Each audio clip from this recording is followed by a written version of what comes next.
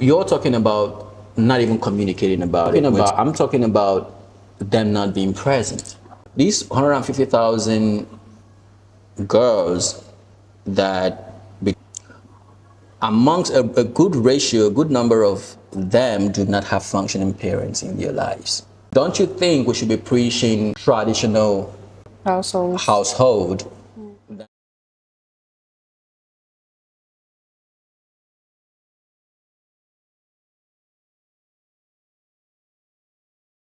All right, welcome y'all. It's KCTV once more, and today we are at Cooktastic at the Palms Woodstock. Today we're talking teenage pregnancy, and I've got Cakeface in the studio with me, and I'm JFK. Cakeface, say hi to the audience. Hi everyone, Cakeface. So this is our second broadcasting here live from Cooktastic, and I'm super excited about this topic. So yeah, and I have a lot of things to say about this topic. All right. Yeah. Remember, you mentioned the fact that you got curious at some point while growing up.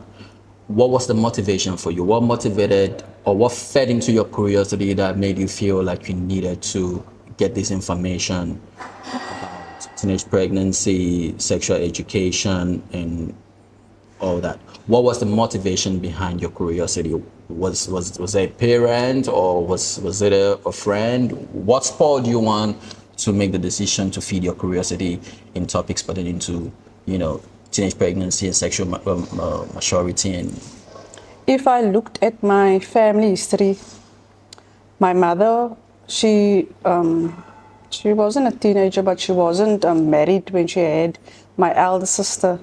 So I also think there was a lack of education on sexual education. And then it lapsed into my sister, my elder sister. She also had her daughter when she was, I think, 18, 19. So she also didn't have, I think, proper sexual education. And that made me think, I don't want the same thing for me. I don't want this for me. And don't you think we should be preaching traditional method of parenting, which is functional father and a functional mother present in these kids' lives, right? Because at the end of the day, I feel like we are scavenging. We're not going to the root cause of teenage pregnancy, which is having a proper role models in these kids' lives, in these girls' lives, right? Because a lot of times I don't think we give credit enough to the traditional family, which is a functional father and a functional mother coming together to raise the children or to raise these kids.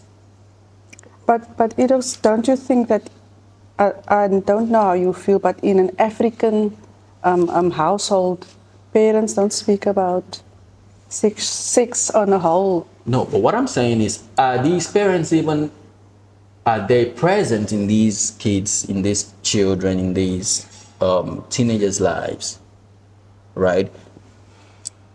You're talking about not even communicating about it. I'm talking about them not being present.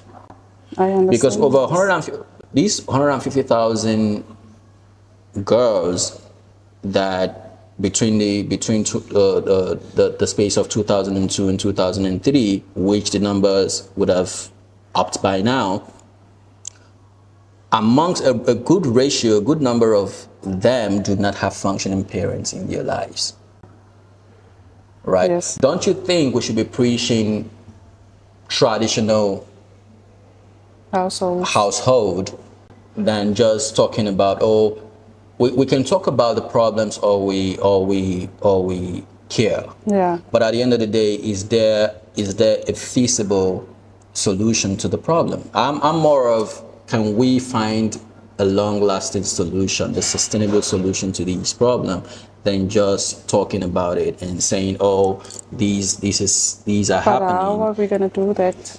I, How? I think we should start promoting the importance of traditional household?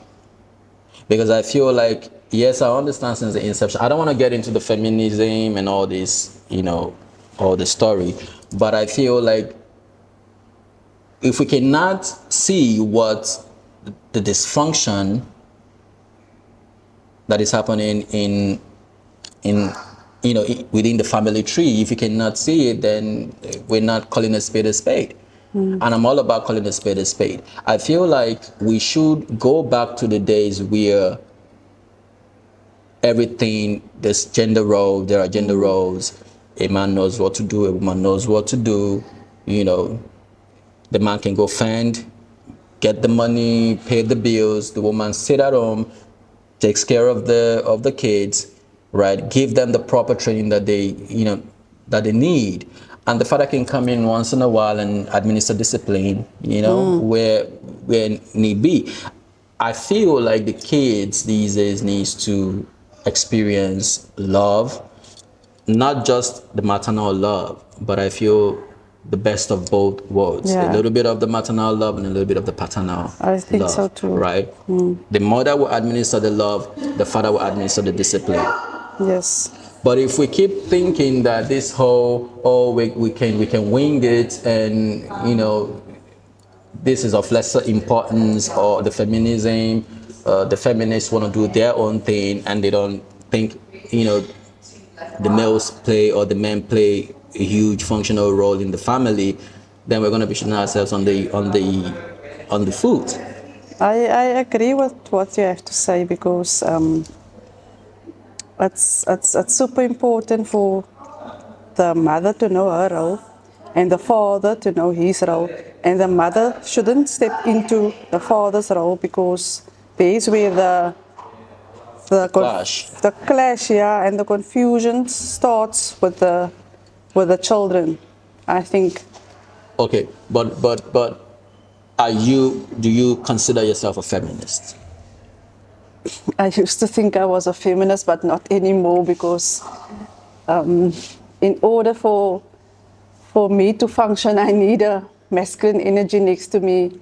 And in order for the male to function, he needs a feminine energy next to him. I don't know how you feel. But does it mean dogs. that you've been feeding? Does it mean that you've been feeding off of the feministic approach from the very beginning, and then you got to a fork in the road where something changed, and you realized, oh, like I need this masculine energy in my life?